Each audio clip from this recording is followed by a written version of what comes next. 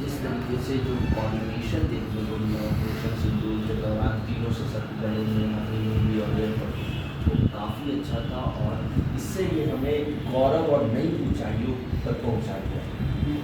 मुझे जहाँ तक स्मरण है कि देश में पहली बार तीनों सेना ने एक साथ सामूहिक रूप से आतंकी अड्डे को चंद मिनटों के अंदर ध्वस्त किया।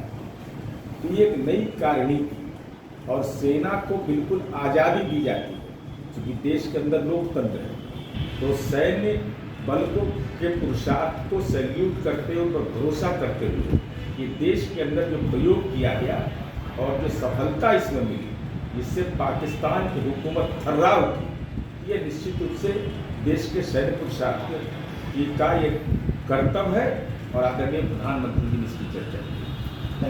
स्पोर्ट्स पर्सन रणदीप जायसवाल ने कहा कि जिस तरीके से पाकिस्तान ढोल बजा रहा है, जीत की खुशी मना रहा है, ये उनकी पुरानी आदत है। 1971, 75 और 99 में भी इसी तरीके का फल है। पाकिस्तान अगर ढोल बजा रहा है तो मातम कौन बजा रहा है?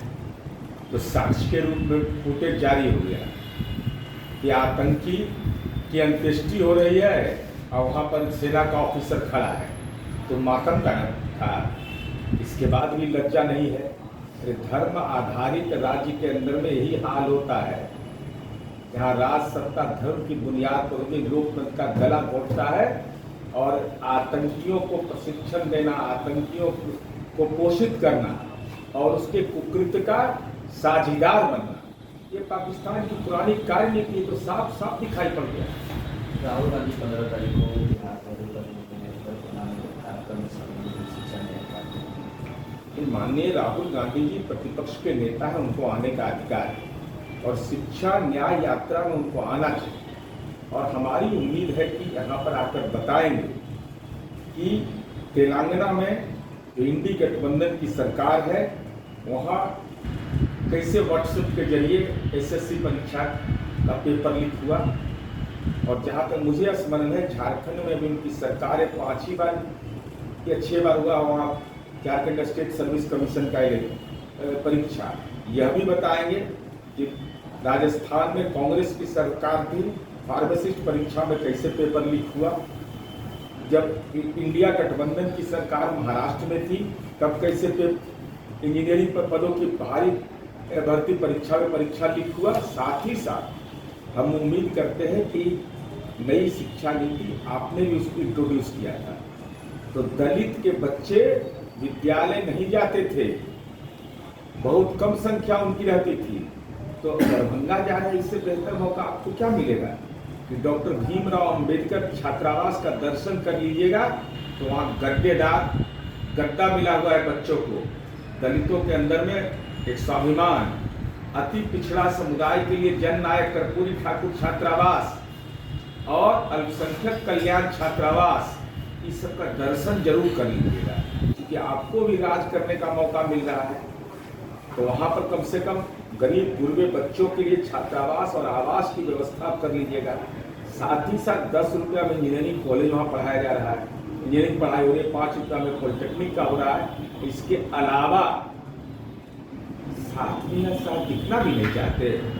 अरे चरवाहा विद्यालय जब बना था तो उसका भी तो उपलब्धि होगा, तो तुलनात्मक अध्ययन जरूर वहाँ के छात्रों को बताइएगा कि हमारा चरवाहा विद्यालय का रोल मॉडल ज़्यादा प्रभावी था।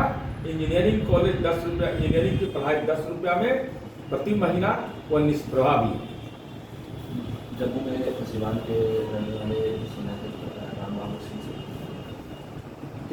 जम्मू में सेना के जवान राम बाबू सिंह जो सिवान जिला के रहने वाले, तो उनका निधन,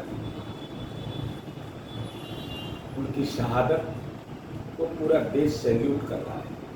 हमारे लिए मर्मांतक पीड़ा यह है कि इसके पूर्व में भी छपरा के गड़खा के हमारे साथी शहादत को प्राप्त किए, तो उनका परिवार ऐसे शोक की घड़ी में पूरा बिहार और देश उनके साथ खड़ा है। और हमारे सैन्य पुरुषार्थ ने देश के सरहद की रक्षा के लिए अपने प्राण की आहुति हमारे सैन्य बल ने दिया और वो बिहार के रहने वाले हैं। तो ईश्वर उनके परिवार को आत्मिक रूप से ताकत दे इस संकट की घड़ी में, और पूरा बिहार और पूरा देश और तमाम राजनीतिक दल उनके साथ खड़े हैं।